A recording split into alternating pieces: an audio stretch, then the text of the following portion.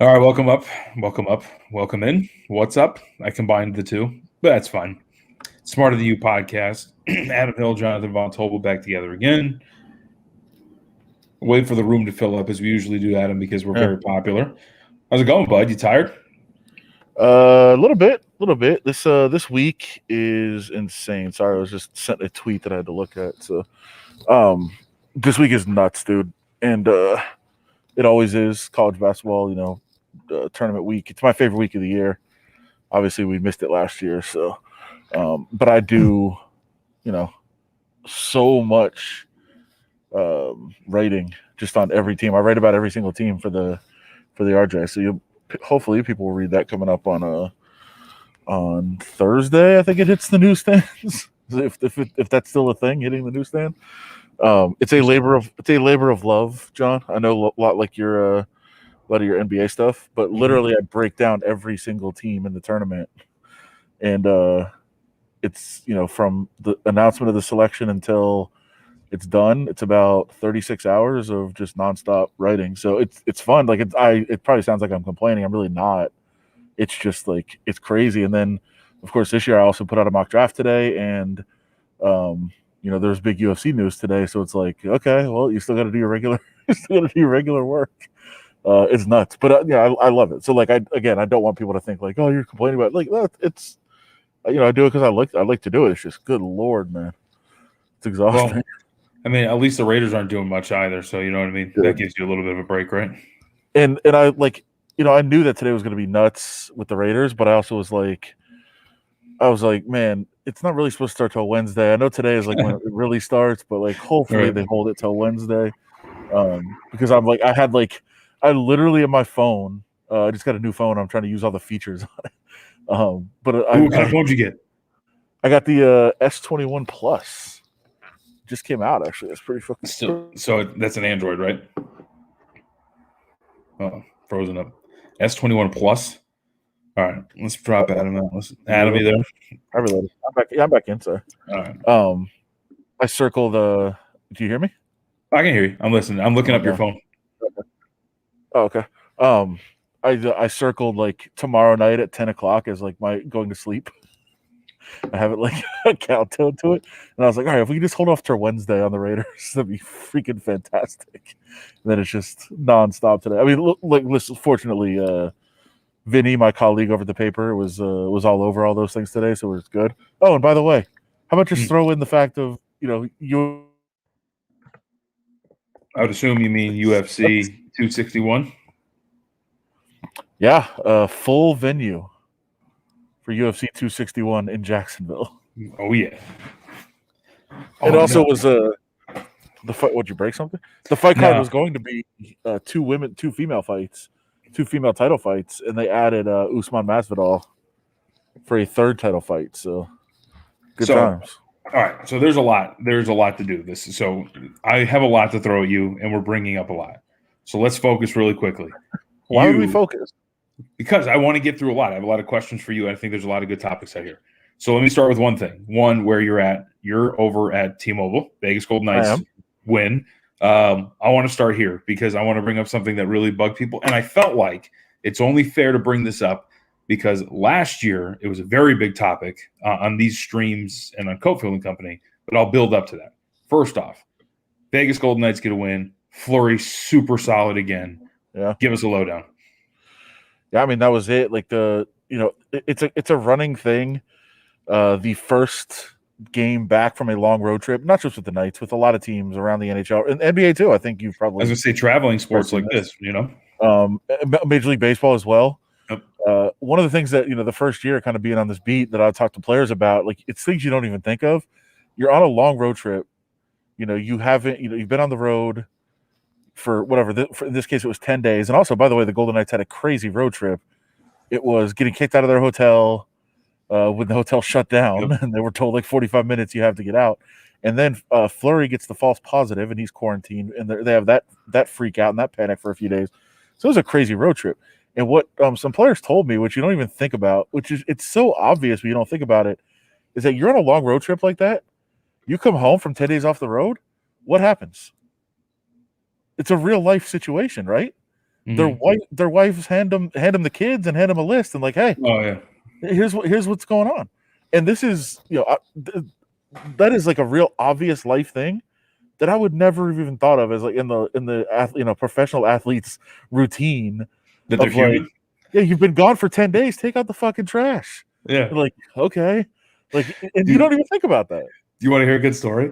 So when I was traveling for visa, when I was going every weekend during the football season to Jersey, I was flying to Philly. For those who don't know, on Thursday nights I would take the red eye, fly into Philadelphia, and then drive to Atlantic City. I would stay at Atlantic City Friday, Saturday, and then Sunday morning or Sunday after the game, morning games, afternoon games over there. I would then drive back to Philadelphia and get back home. So I was in the East Coast from Thursday night to Sunday night. And my wife had just had our child, Diego. So he was like 2 months old when I started going out there on these trips. So one day I come back and I'm like, Isabel, I got you. I'll take care of him. I know he's crying. You know what I mean? I get home at like 10 o'clock and he's up for his feeding, whatever it was. So I come back one day at him from my trip. I come in, he's crying. I'm like, I got this. I promised I'm going to take care of this. I got him. So I pick him up, I feed him, I put him down in his little thing, and I just pass out. Yeah. And 20 minutes later, I guess, he had started crying again. And Isabel walks out, and he's asleep like a foot from my face. She walks out, and I'm just passed out, and he's just screaming. And I couldn't wake up. I was exhausted. So I can understand that. That's a very human thing. No, You've been gone for a long time. And that's the thing. Like your spouse has been like dealing with the kids 24 hours a day while you've been gone, but you are exhausted from your travel also. Like it's that balance. So you get home. And so what I was getting at is a lot of times these first games back from road trip are very ugly. Pete DeBoer said he could tell this morning. He was like, this is not going to be a good game. But to the point of what this original question was, that Marc-Andre Fleury was very, very good, especially early in the game, in a game that the Sharks completely dominated in the first period, and yet the Knights were winning 1-0 at the end of the first period. So him being very good, especially early, gave them a chance to get their legs under them. I thought they did that as the game went on. The ghost fountain. They did that as the game went on, and then they were just better down the stretch. And then the Fleury, the diving poke check was the big story in the third period, taking that away from Kane. The Sharks did score and then got a power play in the final 25 seconds. So they had a 6-on-4 at the empty net, but couldn't score. And the Knights go ahead and win the game. So impressive win for them. So what I think, and this is the ultimate topic I wanted to build up to, we get the report today. Dave Shane, right? Leonard back at morning skate this morning, correct? Correct. So what I think this is great. This is why sports are fun. Last year, the biggest debate, that we talked about all the time, Leonard versus Fleury. You and I would, take just, hey, statistically, this guy's better. He's the better goalie right now. But now Marc-Andre Fleury's having this year. I think, is it 8 out of 9 games now? He's allowed 2 goals or fewer after this evening. He's been really great. And then you got this guy who has been injured, but we still know is relatively good. So it's obviously very good you have 2 goaltenders. But who's the guy, Adam? Who's the guy? I mean, I think ideally nobody is. Ideally it's a rotation, and they were going to go 50-50 at the beginning of the year. And ideally I think you do that. But this is the part, and this is why in the end having 2 goalies is going to work out for the regular season and maybe not so much for the playoffs, but like you can go with the hot guy. And right now it is Fleury. But what has been the issue the last couple of years? Fleury's been good the first half of the season and terrible the second half of the season. Because I would make the case that he gets worn out. I mean, there could be other factors too, but I think it's because he gets worn out. Real quick, let's follow up on that because I'm not familiar with the intricacies of the schedule like I am with the NBA. Is the NHL schedule super condensed to the point where it's taxing this year? Yeah, for sure. And so but the thing is, Fleury is one of those players, and there are these goalies that want to play every single day. And I mean, everybody kind of wants to, but he thinks he's better, and I think he's kind of shown he's better when he's playing more consistently. But the other Knights are in a position where do you keep running him out there every single game, knowing that, hey, he's worn down the last couple of years, or you just say, hey, listen, let's build as many points as we can, keep running him out there while he's hot, and if he does fade and he starts to get tired, then it's Leonard's time, and that's the guy that you wanted in there anyway. Or do you right now start taking measures to rest him and make sure that he stays fresh, for down the stretch. I don't know, because what's the point if you I don't know that anybody thinks they're planning on playing 2 goalies in the playoffs. I think they want to make a decision and have 1 goalie in the playoffs. So do you rotate and just decide who's playing better at that time, or do you let Marc-Andre Fleury go as long as he possibly can, and knowing that he might very well wear out, and then you go to Leonard? I don't know what the strategy is going to be. We'll find out. But here's the thing: I know that people have been saying oh, it's a good thing you have 2 goalies, and that's fine. It is. But the issue was never the regular season. The issue of having 2 high-priced goalies is the playoffs, because then you go into the playoffs in a salary cap world. You're going into the playoffs with either $5 million or $7 million that can't play, and they're being wasted on the bench. And so for the regular season, it's great. It's a great problem to have, and it's a great luxury to have. But what do you do in the playoffs when you've got to stick one of them on the bench each night, or probably the majority of nights? Like last year, they did rotate in the bubble, but actually they didn't. They let Leonard kind of take over in the playoffs. They rotated in the season bubble, then they had Leonard play most of the playoff games. So I don't know what their plan is. I think at some point they want Leonard to be the guy, but right now you can't really make that move. Fleury's been playing out of his mind. It's his best season that he's ever had, which is crazy at this age. Yep, and that's what I wanted to bring up too, because as Eddie points out, that was a big one last year. Leonard 1A last year because of analytics, and Fleury is 1A right now. It's only fair, right? Just considering the season and the situation that they find themselves in. So. If you really want to be crazy, it would be Leonard comes in the second period, right? So Fleury plays the first period, Leonard takes over in the second period. That's really, if you want to break it down analytics wise, because Leonard's been terrible in the first period and awesome afterwards.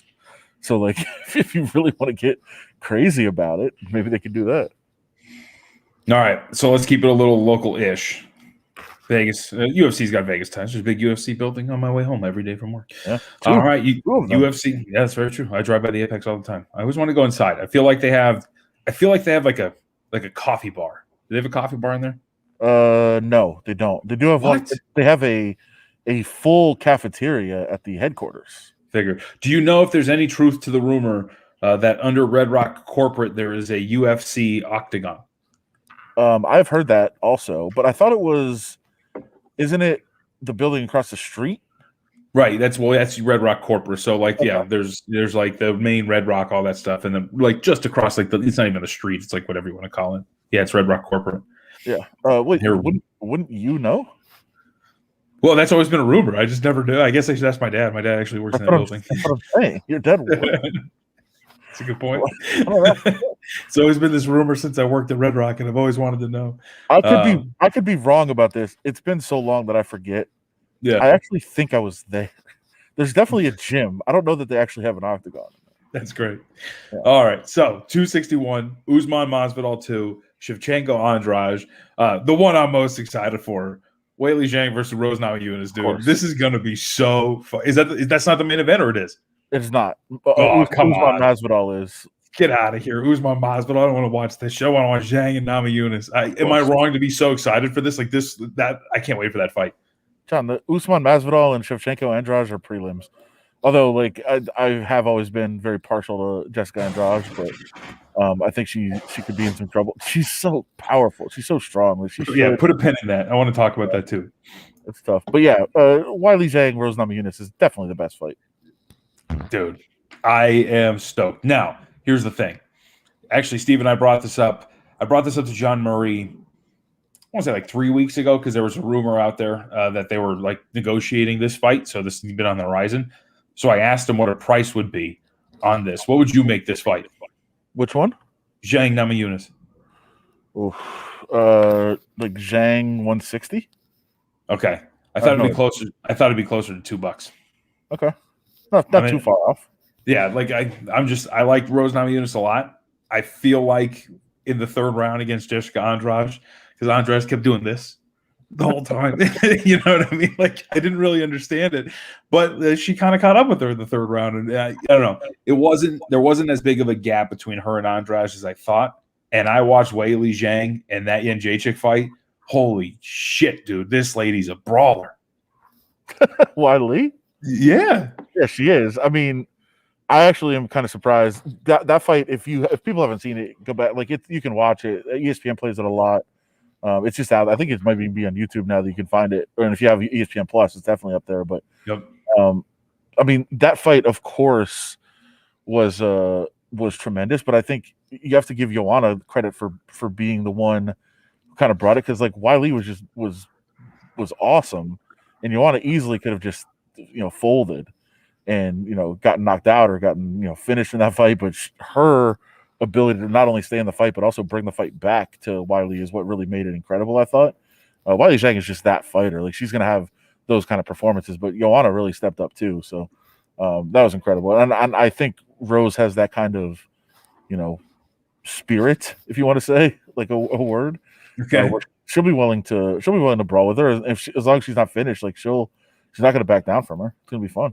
Oh, it's going to be great. I'm going to see if I can highlights. So anyway, nobody wants to talk about a match between Wiley Zhang and Rose Namajunas. What we all want to talk about is the packed house. So, of course. Tell you what. Oh, damn! I forgot my phone. I wanted to play the audio. Dana comes out with a very, I call it, is it obnoxious? Because obnoxious is not necessarily negative, but it was a relatively obnoxious video. I mean, I thought it was pretty subdued for Dana. Okay, all right. Well, I'll pull it up so we can at least watch the footage of it. I'll try to get the audio. But UFC packed house over in Florida. So your initial thoughts here is we're going to have a full house for the first time in over a year? Yeah, I mean, it's the same. It's the same as some of these other events that are trying. When he first said he was going to try to go 100%, it's not that far off the time. Yeah. Like, I don't think the timeline is that ridiculous. Somebody asked me last week, somebody who's by the way a hoaxer, who doesn't think it's a real thing still. Keep talking. They asked me last week, when I thought the right time to start looking toward 100% capacity at places was. And to me, it's right around Memorial Day. It's like right around the end of May is about the right time. I think, like, based on, supply and demand of the vaccine and where we're at. I know that, we've been talking about a day, like the projected day of potentially when everybody should be able to get one that wants one is around like May 1st. That's when, the administration wants every state to be able to start vaccinating anybody that wants it. I've heard some experts say like April 24th, April 23rd. So right around the time of this fight is around the right time. And to me, like a month after that is when you can start saying like, okay, let's look at maybe filling venues and filling arenas. So I don't think it's like that. It's not that far off. It's not that crazy. Yeah. But like, my thought is why, and I know why UFC wants to do it. UFC wants to be first at everything. They want to have this, hey, we did it first. We were before everybody and all that. I get that to some degree, but like, we're so fucking close. Like, why do you have to say this one? If you would have said, hey, end of May, we're going to do this pay-per-view. We're going to do a Memorial Day weekend pay-per-view. I think that's around the time you say, okay, this is somewhat, it might be a little soon, but it's there's at least a discussion to be had, and I think you're open. I think you're maybe rushing it, but at the same time, you're okay. Like, this is just so close to the finish line. Why would you do this? This doesn't make sense. For those who haven't seen it yet, here he is, all his glory, Dana White, and the announcement, UFC 261. What's up, everybody? UFC President Dana White here, and I have been waiting a year for this day to tell you we are back. UFC 261 on April 24th will be in Jacksonville, Florida, with a full house of fans, full capacity at the 5-Star Veterans Memorial Arena. And I'm bringing an incredible card. We have 3 title fights. The welterweight championship, Kamaru Usman versus Jorge Masvidal 2. The women's flyweight championship, Valentina Shevchenko versus Jessica Andrade. And the fight everybody has been waiting for, the women's strawweight championship, Weili Zhang versus Rose Namajunas. This is a stacked card in front of 15,000 UFC fans. Tickets go on sale very soon, so keep checking Ticketmaster for details. Ladies and gentlemen, we are back. UFC 261 on April 24th, Jacksonville, Florida. 3 title fights, 15,000 fans. Well, I just want to say thank you, Jacksonville. I love you guys, and we will see you soon. Wow. All right. I'm in. Send me a ticket. I'm going to I'll be fully vaccinated by then, so I'm not too worried about it. Plus, like, everybody kind of around me will be fully vaccinated, so it's fine. I mean, I don't know yet that I'm going. Mm-hmm. And if I go, it won't be around people. I'm not going to be like sitting in the crowd. Not by commoners, you mean? Dude, Brady, the answer to this question is Dana White doesn't know how to pronounce anybody's name. Rose Namajunas. He's been saying Tyrone Woodley since Tyron Woodley got into the UFC. He has never said Tyron in his. By the way, what's the proper way to pronounce Amanda's last name? Amanda Nunes? Yeah. Nunes. I've heard Nunez, I've heard Nunes, I've heard Nunes, I've heard so many pronunciations. I mean, as far as I know, it's Nunez. And I'll say this. Go by whatever John Anik says. Right. That's what okay. It's a very good point, because I actually got screamed at by someone who fancies himself an MMA savant because he kept calling him Nunes. Or no, Nunes, I think. I was like, I don't think that's the way you do it. Yeah. John Anik, like, listen, I will sing John Anik's praises forever, but John Anik fucking studies like crazy on this, and he asks fighters their name, and it's buried deep on the UFC website, but there actually is a spot where you can click on a fighter's name and have them reading their name. So yeah, dude, man, how they say it. So, and that's by the way, so that's my last UFC thing. I'm still pissed at Amanda, by the way.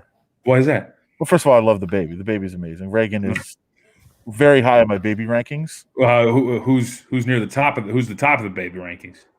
Well, I mean, Diego's too old to be a baby now. Oh, he's not in the baby rankings anymore. Interesting. He's graduated. Huh? He's grown out of them. Okay. So he's on top of your toddler rankings. It was, sure, Diego's up on the toddler rankings. It was King Kiefer. Okay. It's Case and Tracy Kiefer's kid. How old is that kid now? Like 7 months. Okay, I was going to say relatively new. All right. Love that kid. Cam Okamoto.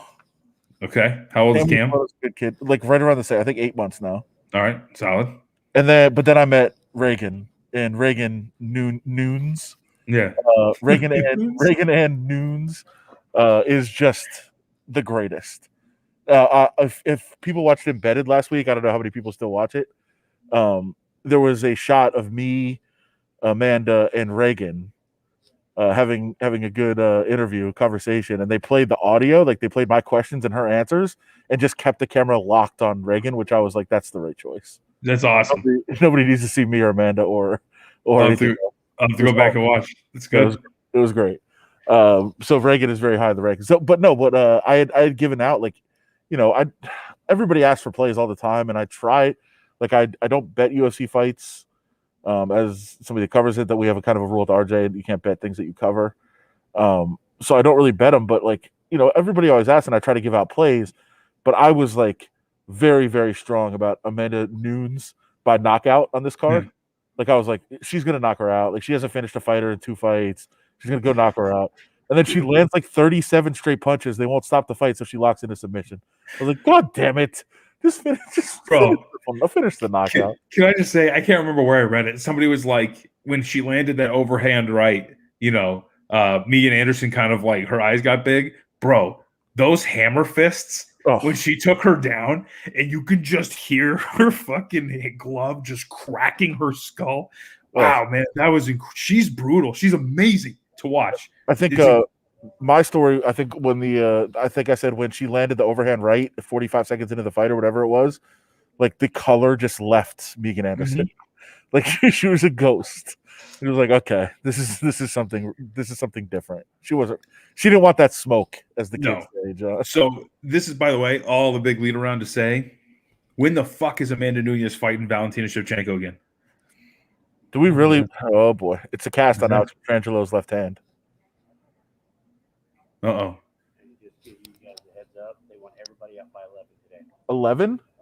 Oh, it was 11:30.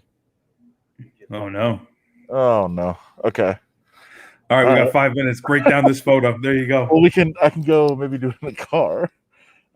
This is a new change here. So yeah, Alex Petrangelo, there is speculation on what exactly is wrong with him. I think this is one, Steve is here now. What's up? I think this is one where we were talk about it last week, and you were like, "Go ahead and speculate." And I was like, "He has a broken left hand." Yep. It does look. That's all I got. Credit It that. that's the case. It does look like that's the case. Is that he's got a cast on the hand there? So, again, the Golden Knights are never give out injury. Yeah, I know that's Brady did tweet that at me before the show. They never talk about injuries, but in this case, they accidentally allowed Alex Pietrangelo to be out on the ice, or excuse me, in view of the locker as they came off the ice after the game, and it looks pretty clear that there's a cast on his left hand. What if they're like, no, he's just trying on the new UFC gloves, actually. Just giving him a test drive. I don't think anybody's going to buy that. I don't think that's going to happen. All right, I like it. Well, you only got 3 minutes, Adam, so I had a list of... What if Steve can jump in and I can just walk to the car? Okay. Because I got I don't have a lot of topics, but I have a lot of interesting topics. I have a potpourri. I'll save the Warriors stuff for you. Okay. I also had a is old music creepy question. Okay, I like it. We were watching a movie and some old music came on and I found it extremely creepy. All right. Steve, are you there? You are? All right. You got me? I'll walk to the car. Yep. No, Adam's such a trooper. I know.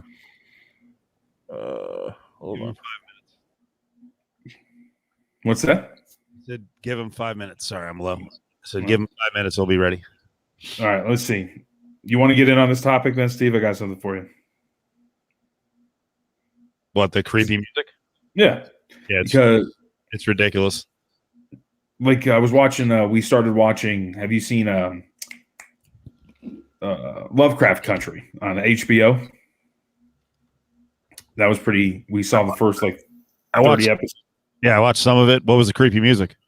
Well, he walks into the room and he puts on like an old vinyl. It's just like jazz. Like it's just jazz. And like this lady's singing in the background, but it's like insanely creepy and haunting jazz music. And he's just like sitting there reading a book. And I'm like, that was music back then? Like that fucking sucks. Like, right. Like it was just hella creepy and weird. And like I would not be able to relax to something like that.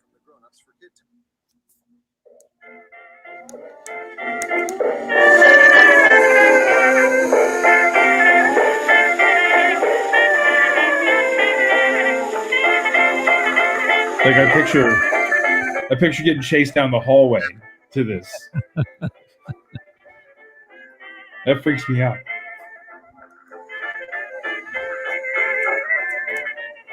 I feel like Adam would be freaked out by that. I think he would. I thought you meant creepy in terms of how sexualized a lot of the stuff was and how like stalkerish it is. Oh no. There's a ton of songs that would be completely canceled today. I mean, if you went like hardcore, you know, if you listen to every word and you're like, whoa, what was that guy trying to do? Guys were trying to get so much ass and they were making it so obvious. So Conway Twitty's a good one. I think Conway Twitty was very down with young girls. Oh boy. Yeah. We started watching that. I don't know who Woody Allen is. I have to admit this. Like we started watching the HBO doc that's up there now. So I learned about him for the first time. Like I've heard the name and I've heard the references in pop culture, but I never really understood what he was. So was he an actor? He was a comedic actor? I would say more a writer than actor, but he was in a lot of his movies, yeah. Okay, because they portrayed him more as an actor, at least at the beginning of this documentary. They showed a lot of footage of him acting. So explain something to me.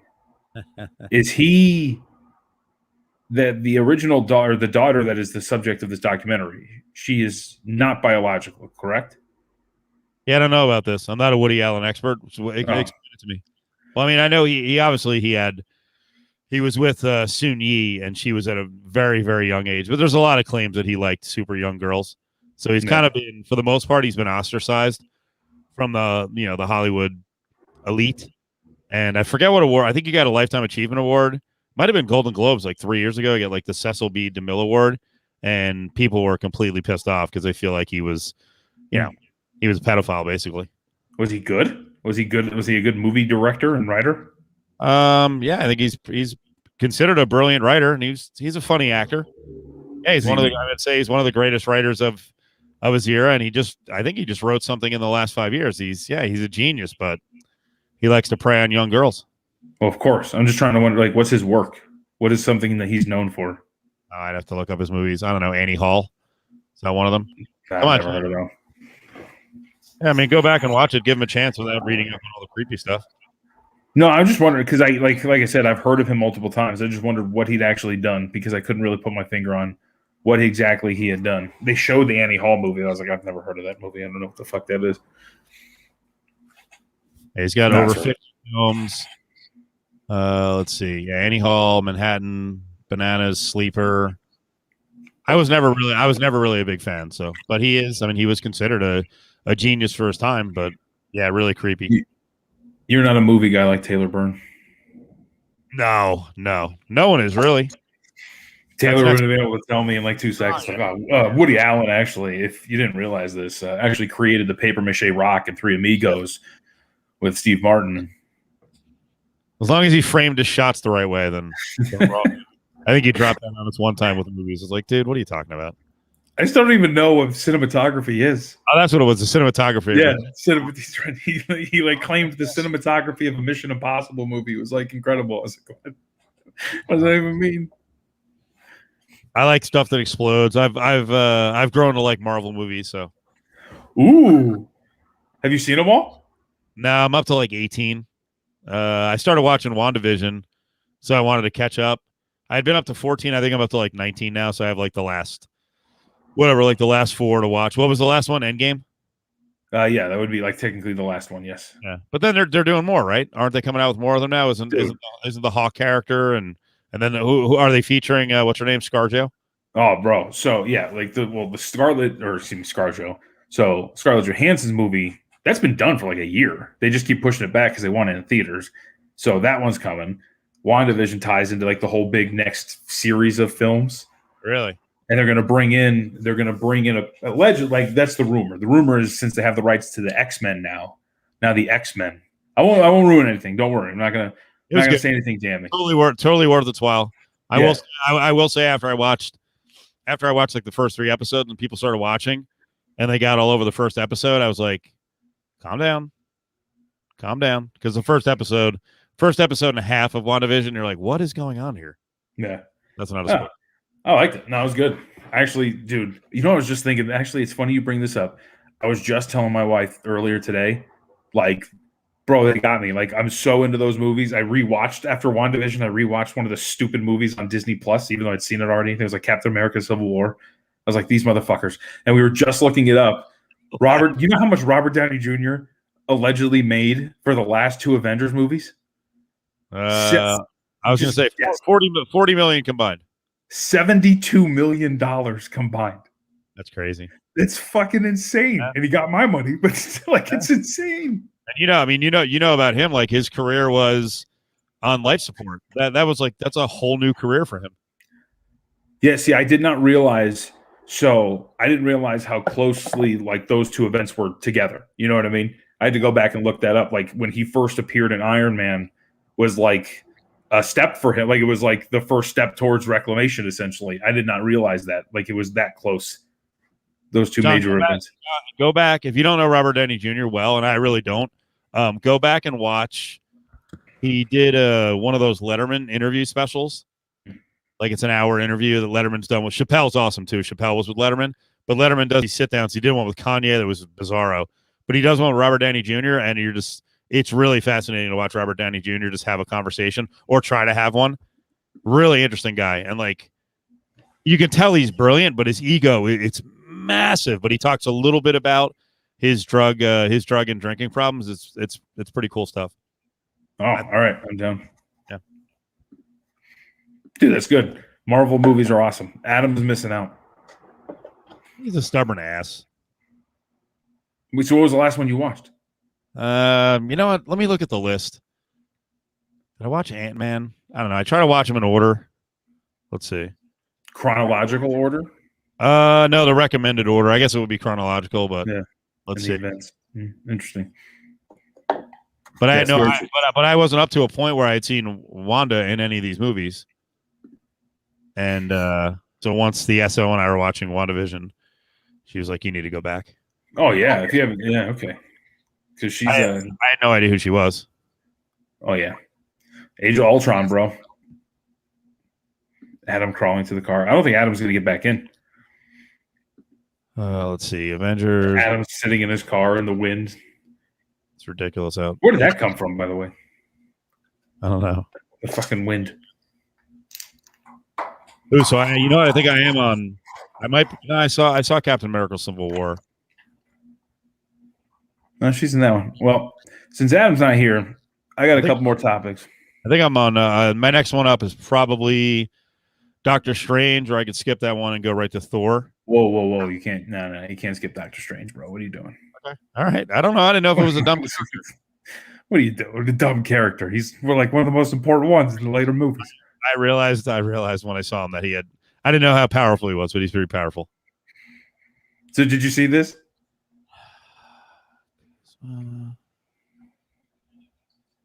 I didn't. You know what? I watched the end of the game, but I didn't see this part. So, Kyle Kuzma, because of a tech call, he gets to shoot this free throw and he airballs it. My God, was that left or right or short? You can't tell. I think it was like all of them combined. But then you can see that the Warriors bench is just heckling the crap out of him. There's your boy. There's Draymond. No. The airball free throw. Yeah, I figured Steve would be all over this because Draymond Green. No, I didn't see Dr. Dre. Did he play tonight? I don't know. Did he? I didn't watch the game. I don't know. They were down so big when I turned it on. He did. Did he? I was going to go back and watch it after this. Let's look. Oh man, I don't want to. I thought he did. You got me double thinking. He played 29 minutes. He had a good night. He had 2.6 rebounds, 7 assists. Your boy. Hey Adam, what's up? What's up? I'm going to jump out. I killed some time. Thank you. Appreciate that. Well, I brought up the free throw for Kuzma, and I wanted to show you your dubs as well, because did you see the play that James Wiseman got his tech? I did not. All right, check this out. You're going to like this. This is going to be good. Adam's a big fan of officiating. The reveal is dramatic, but it's totally worth it. Hopefully you can see it. And the dub. All right, here we go. This is good. Montrezl Harrell. Oh, look at that brutal elbow. God damn. That's pretty hard, bro. Harrell sold it. Harrell sold it pretty good. Wow. He's in pain. Let's watch that again. Boom. Oh, man. That was brutal. I mean, is he okay? Is he dead? Or that led to the tech that then led to the missed free throw by Kyle Kuzma. Was that the technical that resulted? Was the Kuzma free throw the result of that technical? Yes, I believe so. Bottle line. That's very true. Well, people thought that maybe Kuzma had purposely missed. They were trying to say, I purposely missed because they shouldn't have gotten that free throw. Like, nah, I think he just missed. Come on. All right. He would have gone through that embarrassment. He just would have missed it off the rim or something.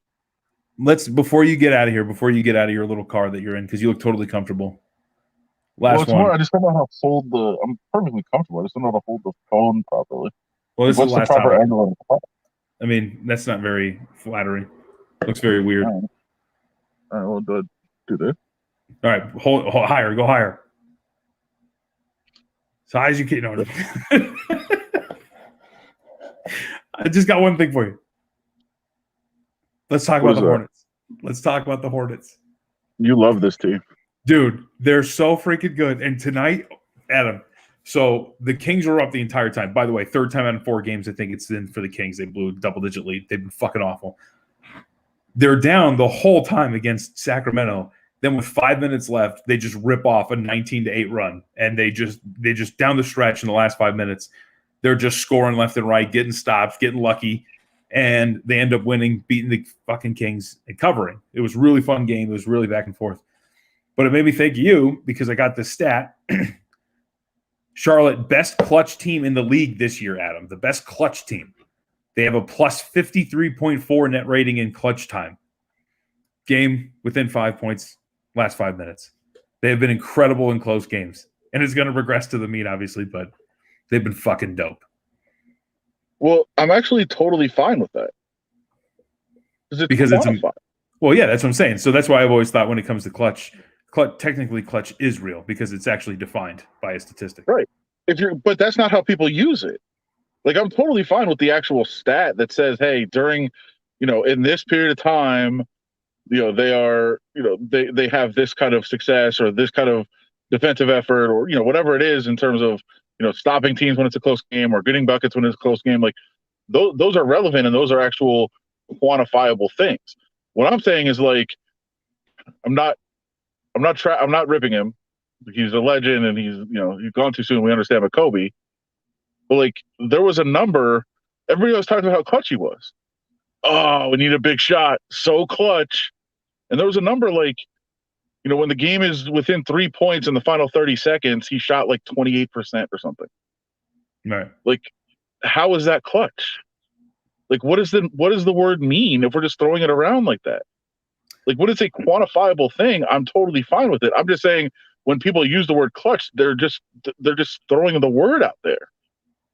Do you fancy a guess at who the worst clutch team in the league is in terms of net rating? Oof. No, I don't know. The Los Angeles Clippers. Oh boy. Oh yeah, negative 23 points, 24.1. Very bad. Very bad. Playoff Paul. That's right.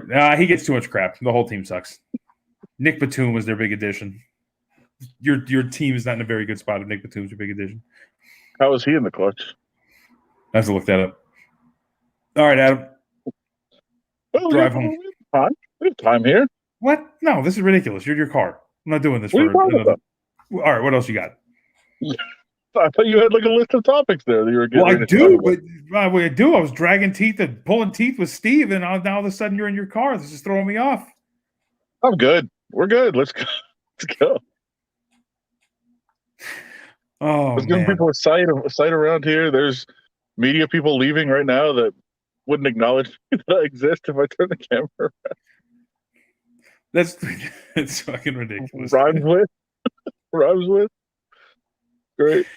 All right. By the way, I am upset that our show wasn't good enough to get a special permission to stay, but Channel 5 got to do the top of the newscast at 11. Bullshit. Yeah. They were like, can we stay till 11:05 so we can do the top of the news? Like, okay, fine.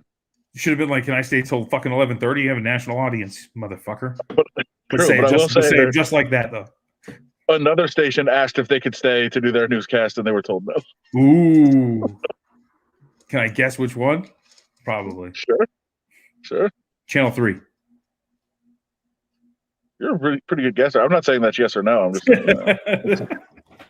no. Damn, I'm fucking good. Yeah, Rachel Ray all the time, though, so it's not that bad. All right. Inside joke for a lot of our listeners, too. Channel 8 tried also, but their newscast was starting at like 11:38. They're not very accurate.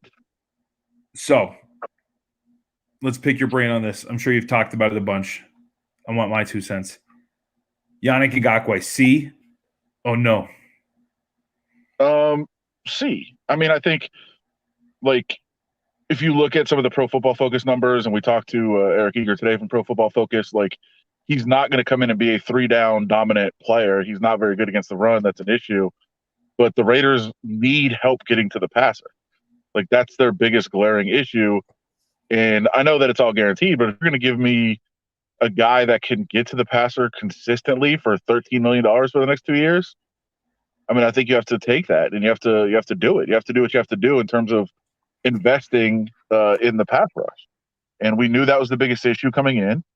We knew that they were going to have to spend money to try to find a guy or trade or some kind of draft capital or something. They were going to have to invest to try to get to the quarterback.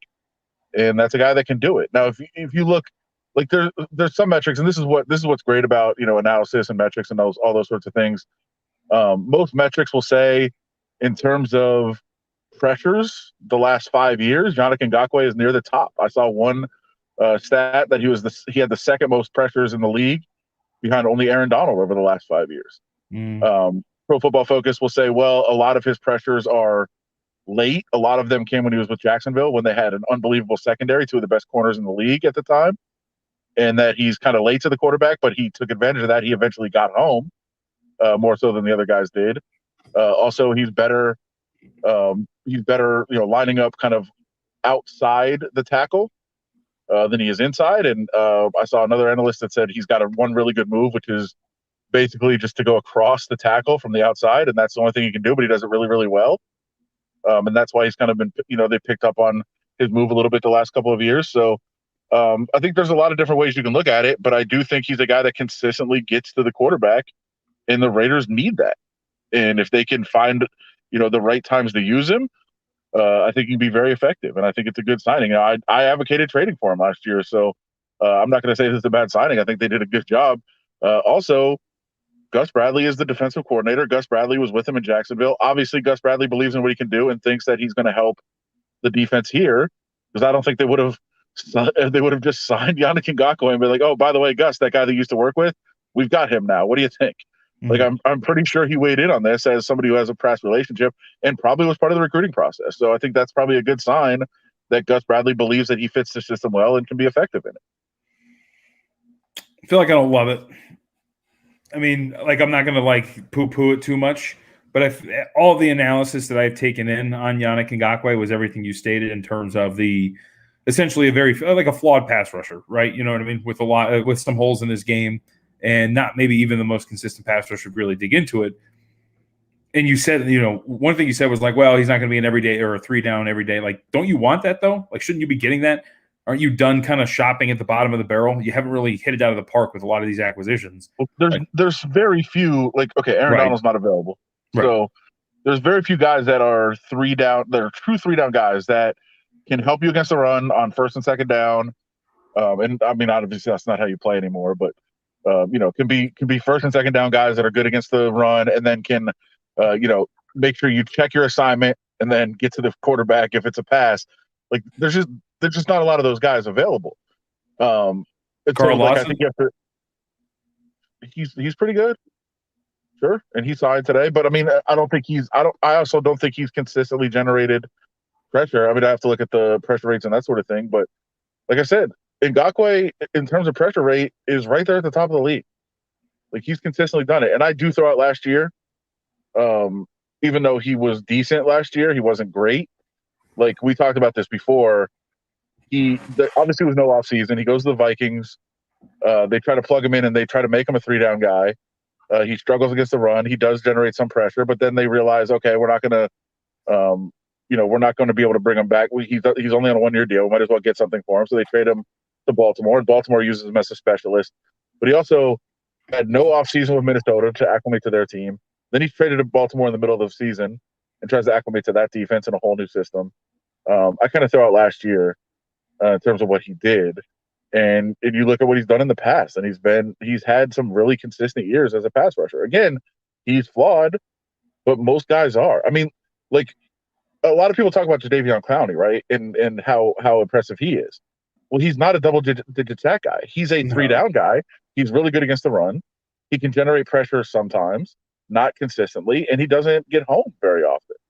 So, I mean, he's flawed in that way, that he's a really, really good player, and he's an impact player, and he'll really help you against the run, but he's not a, put your hand in the dirt and just go get the quarterback. Like, he's not that guy. So everybody has their kind of deficiencies. And I think what Ngakoue does is, when it's a passing down, you throw him out there and he goes and gets the quarterback. And we've talked a lot about, in Gus Bradley's system, like, you need to get to the quarterback because it does expose your secondary if you're not generating a pass rush at all. And so that would be an issue if they don't find people that can be consistent pass rushers. And I think that they think he can be. So I see, and, I will freely admit that maybe sometimes this isn't even fair because I don't know the inner workings of, NFL front offices and the way these deals are made. I see 2 years, what was it, 26? Yeah. For Ngakoue, almost all guaranteed, by the way. 22, I think, is guaranteed. Right. Carl Lawson, a much highly graded player, got 3 years, $45 million, 30 guaranteed. Right? Like, that's, to me, that's a better player, not that much more. Why not go and get him? Like, when I say you're not a team that I think should be trying to bargain shop anymore if you're really serious about getting out of the 7-9 hole. Like those teams make that move and sign Carl Lawson because that could be a very legitimate difference maker as opposed to throwing $26 million guaranteed at a clearly flawed pass rusher. You understand what I'm saying? Sure, but I also I think that's where the Gus Bradley stuff came in, and right. And maybe they talked to Lawson. He didn't have any interest. I don't know where their feelings were on him, and they're not going to tell you the truth on that. Right. If they were like, "Hey, we liked him better," he just turned us down. They wouldn't really say that. But I think Gus Bradley is the one that went to them and said, "Hey, this is the guy we need. Like, I have a relationship with him. I trust him. I like what he does. By all accounts, a very good teammate. So that would be something that Gus Bradley would have weighed in on as well." And so, it seems to me that Gus Bradley is the one that probably had a lot to do with this happening. Both, the decision to go get him and the recruiting of him. I think he had a lot to do with, and I think it's a good sign that somebody who coached him before wants him, to be in the mix. That he thinks like, hey, this is the guy I need. That's probably a good sign. I mean, if he didn't trust him, I think you would tell them, don't get that guy. I had problems with him before. I didn't like him. He wasn't consistent. All those things. He clearly thinks very highly of Yannick Ngakoue. Unless this is going to come out tomorrow, and there'll be some report that Gus Bradley is like, don't get him, and they're like, we don't care what you say, we're getting him. Like, I don't think that was the case. So what is this rumbling on Twitter? Your boy Vinny Bonsignor, Raiders still working it. Can't say for sure. Something goes down tonight. Raider Nation might want to keep checking back in. What are we thinking here? Yeah. I'm thinking of Patrick Mahomes' acquisition. I was just going to say yes and then cut off the stream. Yes. Mahomes, done deal. I think they're working on a couple of things. I think they are trying to work on something for Mariota. I don't think that's going to get done. But I do think I feel like that's not something I want to keep checking back in for. I know. There's a couple of things that they're working on, but I thought that he was referring to Kyle Long potentially getting done. That's not really going to happen because they do want to get him on the field tomorrow. Because again, Kyle Long is a guy who sat out for a while and is now coming back to the league. Very, very high level player then, but you don't know what he was doing the last couple of years. Players go different ways, right? Like when the Andrew Luck stuff was coming out, like, hey, he might come back, and you love Andrew Luck, and I know you follow closely. I was told by somebody very close to him that said that dude is nowhere near in shape to get on a football field, and he wouldn't be by September. Like that, they were like, there's no chance he's coming back. He is loving life and really enjoying himself. So that he's not doing anything football wise. So he wouldn't be able to get on the field. Yeah, of course. Why would he's just traveling? He's traveling the world, smoking weed and just enjoying the cuisine everywhere he goes. Reading books and shit. Yeah, dude. Fuck yeah. Like he should be doing. So that right away that person was like, no chance he's coming back. And I don't think that's the case with Kyle Long, but you never know. You don't know what he's been doing. He could just say, hey, I want to come back. And, oh, by the way, I haven't worked out in 2 years. Like, well, that really doesn't work for us. So give me that 25 mil, bro. Yeah, so they're going to get him on the field in the morning out in Henderson. The field there's a fence up and there's like covering on it, but there are certain spots that you could probably see if you want to go out there and watch his workout and hit people. I know that people like to go watch the team workout at the field in Southern Highlands, but you can kind of spot the activity inside the practice field. So if you want to go hang out and check out what Kyle Long looks like in his workout, you can probably do that tomorrow. I got to look this up really quickly. I just had a great idea. I mean, think about this from that perspective. Like if it were you, right, and you're Andrew Luck and you're a little short on cash, all you got to do is work out for a few months and just like tell Jim Irsay, like, hey, bro, I'll play next year. And he'll just snap you right up. You know what I mean? Go play a season of football, grab a clean, $20-30 million. You're like, I'm done, guys. Sorry. 1 year is all I had left in me. Is Andrew Luck at the place where he could say he's not going to throw? Just like, no, I'm coming back. Like, no, I don't need to throw. Yeah, I don't need to work out. Like, and they're like, well, we need to see what you look like. And he's like, no, I'm coming back. Do you want me or do you not want me? And I want $25 million guaranteed for one season. I think he is. I think they'd be desperate enough to do it. Like he's at that level?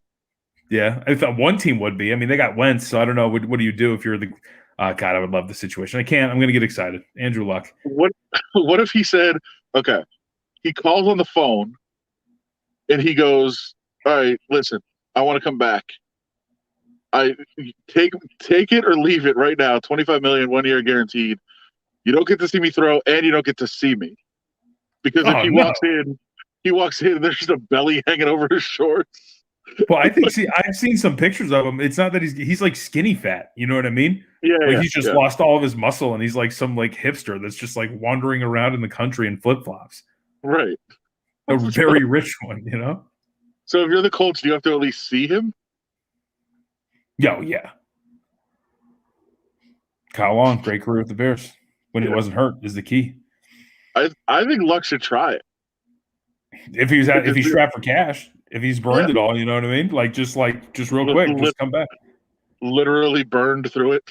Yeah, or just get or just get a couple practice, like spring training, get some what's it called, camp checks in. You just need a couple 100,000, get in real quick, and then get out. Like, sorry guys, just not really feeling it. You think the first week of training camp they're like, oh shit, you haven't thrown a ball in 2 years, bro. Man, what could have been? God, he was so good. I like to go back and watch old Colts highlights every once in a while. What a nightmare day that was for you. Oh, him retiring? Oh yeah, it was one of the worst things ever. I was watching. It was like, what was it? It was Hawaii, Arizona. It was the first day of college football, and it was during the late night game. And I was looking at my phone, and this is how I always remember, because this is one of the few bits of breaking news. Here's a good topic. What was the last bit of breaking news that you absorbed from the ticker on the bottom of a screen? Because that's how it got me. I was watching Hawaii and Arizona, and all of a sudden the little red flash at the bottom of the screen came up, and I was like, that's some stupid fucking score update I've seen 1,000 times. And then it rolls over, and it says Andrew Luck retiring. And I was like, what the fuck? And I had to go and Google and find out what was going on. When was the last time you got breaking news like that? That's tough to say because, I mean, I was thinking about it. Like, almost everything is Twitter now. Right. And I'm almost never watching, I'm never watching TV without Twitter open. So, I can't even remember what that would be. I was just thinking of, where I was at, I might have told you before that I was hanging out with my cousins last year when Kobe died. And I was sitting there and I saw it on Twitter and I was like, holy shit, this is fucking crazy. And they're like, what? And I'm like, I don't even want to say this. This is nuts. Yeah. And then before I even said it, it popped up on the screen and they were all like, oh my God, they were like freaking out. And I was like, yeah, that's what it was. I didn't want to say it. That's crazy. So I don't think somebody just said the Bush Gore decision was a 2000. Right. That's way before Twitter. I think I can't remember a time where I didn't know something before I saw it on television. I'm rarely watching. I'm rarely watching the screen even, unless I'm just watching a game. And I usually don't even look down. Do you? That's the thing I noticed is that I forget the bottom line is even there because if I'm looking up, it's Twitter game. You're not really watching the score scroll through. Well, I'm not, because it flashed. It did the stupid red flash and it caught my eye, and I was like, "What the fuck is that?" Right. And then when I looked away, my eye just caught Andrew Luck, and I was like, You know what I mean? And it was, did he get? Because I think if I remember correctly, was he booed? Right? Because he retired. It came out during a preseason game. The news came out in the first half of the game, I believe, and then they were walking, and he was not playing, but he was in street clothes on the sideline, and as they were walking off the field at halftime, he got booed. Yep, I remember that. Yeah, classy fans you got there. Oh, come on, Indianapolis finest. Fuck them. Andrew Luck's the man. Don't let anybody tell you otherwise. All right, bud. You got anything else? Not really. I guess. Yeah, UFC talk. We didn't really do much NCAA tournament discussion.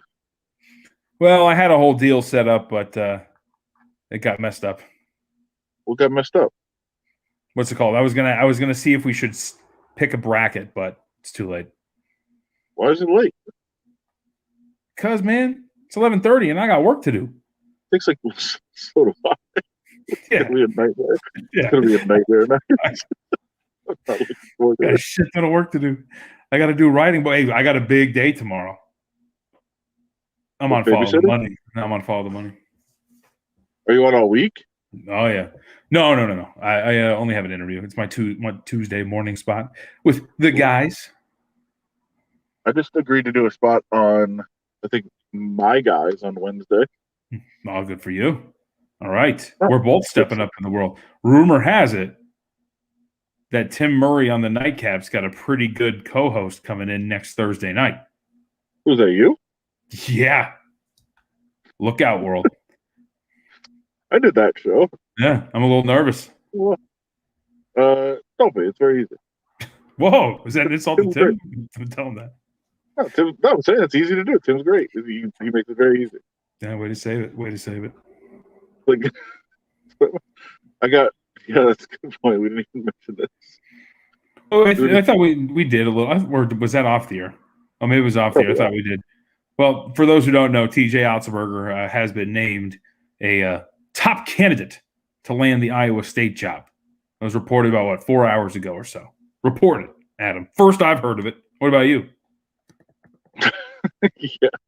I love, like, the rewriting, though. Like, when this discussion first started, like, a month and a half ago, and I know Steve was saying it for a while, and I was talking about it. I remember the first day, the rumors kind of came out. I think Steve might have tweeted or somebody did something, and like the backlash was unbelievable. Of like, why would they take him? This is ridiculous. Why would anybody even say that? They're not going to take him. He sucks. He can't even hear all this stuff. And then when I got in there with Steve on the air, and I said, it would be insane if he's not a candidate. Like, of course he's going to be a candidate. Like, why would people think he's not? And now all of a sudden today, I sent out that tweet. And I meant we, not I, but either way. I said I was going to say we've been called idiots for weeks for saying he's going to be the top candidate. And immediately people were like, everybody said he was going to be a candidate. Everybody knew he was going to be a candidate. Like, wait, what? Like, yes, because we've been talking about it for so long, of course. But like the immediate reaction from people was like, no way, no chance.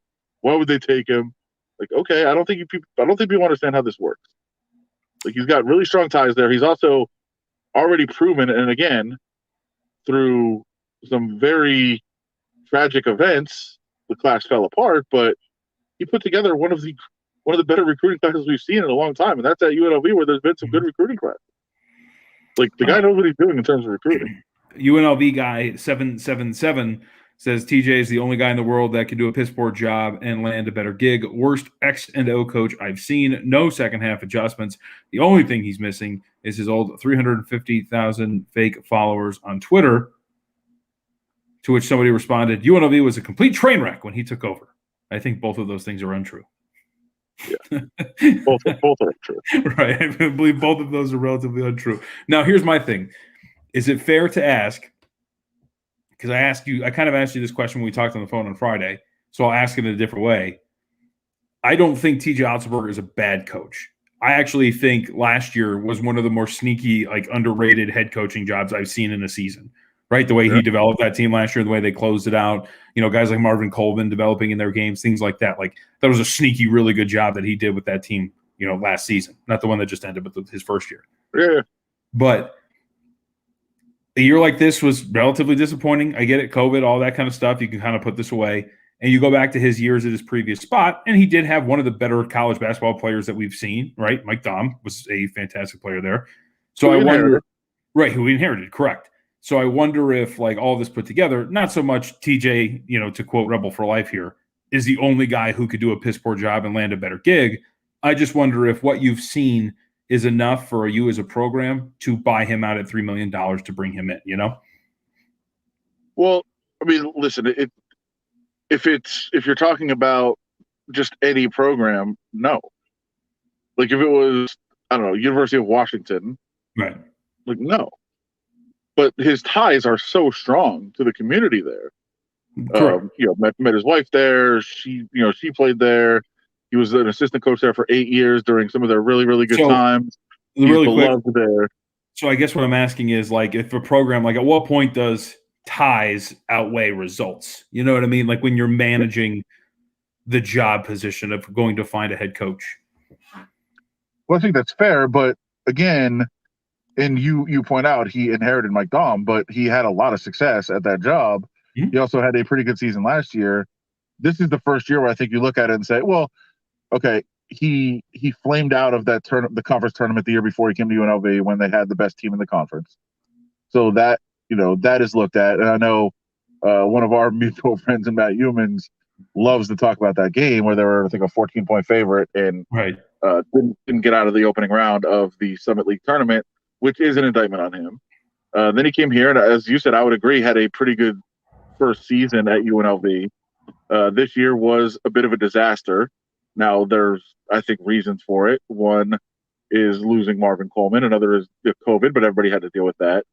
And then he had, coming in for next year, one of the better recruiting classes you're going to find. So I would look at, I wouldn't look at his time at UNLV as again, I'm talking about as he's gone already. I wouldn't look at it as a total failure. I would say this year was disappointing. Last year was pretty good. Not what should be looked at as pretty good for the program, but for a guy to come in and take over, a team and, do what he did, I thought was good, and that they improved throughout the season. Had a couple more wins than I think were probably expected. That was a pretty good coaching job this year. Not so good of a coaching job, but I think the time of South Dakota State was pretty good. So, if you're going to say is it ties and relationships or results, I think he kind of has both. It's just that everybody's looking at the big picture. Everybody should look at the big picture. They're looking at a snapshot of this season and saying, "What the hell?" But I think, especially again, if you don't understand what I'm talking about, the recruiting class, like they landed not only Zion Collins from Bishop Gorman, who was one of the top players in the country, but a couple other guys along with him, and then Collins was arrested on, I know we have people that are out of the market. He was arrested on it looks like it's going to be considered a reckless driving charge, and where someone was killed very tragically, and a family ruined by that incident. But from a pure basketball perspective, like that's a really bad break for the program. Like, that's not the important thing. Obviously, as I mentioned, the important thing is that a man's life was lost, and it's an awful, awful tragedy. But again, just from a basketball perspective, that's just a really bad luck moment for a coach who was on the verge of maybe putting together a special program here. If he leaves, I want Richard Pitino. You mean Rick Pitino? No, I want Richard Pitino. I think you go after Rick Pitino if you're going to do that. Now, of course they're going to. Well, I shouldn't say they're going to. Like, if you're going after one of the Patinos, of course. I think somebody else is going to probably reach out and hire him. But I think you go after him. I would say there were some weird rumors about John Beilein. Okay, if he wants it, it's his. That's fine. And I'm sure there's going to be some other candidates emerge that are interested, that want the job. I think every time this job's open, there's some weird people that are like, wait, you want the job? Okay, that's interesting. Yeah. Like, they should talk to you. But to me, like the logical candidates, and me and Steve talked about this, would be one guy on staff and Kevin Kruger, who is going to be a head coach one day. What you'd be doing is kind of jumping the line and saying, hey, why let him go be the coach at whatever, Weber State, if he's going to be a coach that rises up the ranks eventually, why not just be the first to get him and go get ahead of the game and bring him in? And he's a guy that would probably want to be here for a long, long time. Obviously the roots here, and his dad and mom have the house that they still have here. And he might be one of those guys that's just the coach for the next 30 years. Like, that would make some sense. Another guy that I would look at, and I mentioned earlier, is Todd Simon from Southern Utah, who was an assistant coach at UNLV, was the interim coach actually at UNLV for a bit. And if you can win in Cedar City, Utah, as he has very quickly, you can win anywhere. I thought he showed some pretty good little flashes when he was like interim here. Like, he started using Derek Jones Jr. in different ways than we had seen, like the first game, like immediately, little things like that. I think he's a really solid coach. Yeah. So, I mean, those are guys that I would look at. But again, the big names are going to be surfacing, and if you could get Rick Pitino or you could get John Beeline, which again it makes me laugh, but that would obviously be guys that you would talk to. But I think the immediate candidates that come to mind would be Kevin Kruger and Todd Simon. I like it. Hot stove talk about college basketball coaches. Kind of miss it. It's the best. Well, especially around the UNLV, but this is like it seems like this is like the 10th time this has happened in like 6 years for UNLV. So it seems to happen often around here, John. Right. Very often. Stability would be nice. Yeah. There we go. All right, we got it in. I don't think Stacey Augmon would probably be the candidate. We're gonna hear the Theus and Augmon stuff. I want Reggie Theus. All right, bro. Good enough. Jonathan Von Tobel. Should we change the name of the podcast to Good Enough? Smarter than you, good enough. Yeah. Either way, we got it in. Even though I actually did prep this time, I forgot that there was it's all right. It's all right. Hey, they kicked us out early. We're not Channel 5. Channel 5. Yeah. They're already gone. I saw them take their stuff out. They let them have an extra 5 minutes. That was it, though. Yeah, barely passing. That's a good one too. All right, folks. We'll see you next week. See you later, Adam. See you, peoples.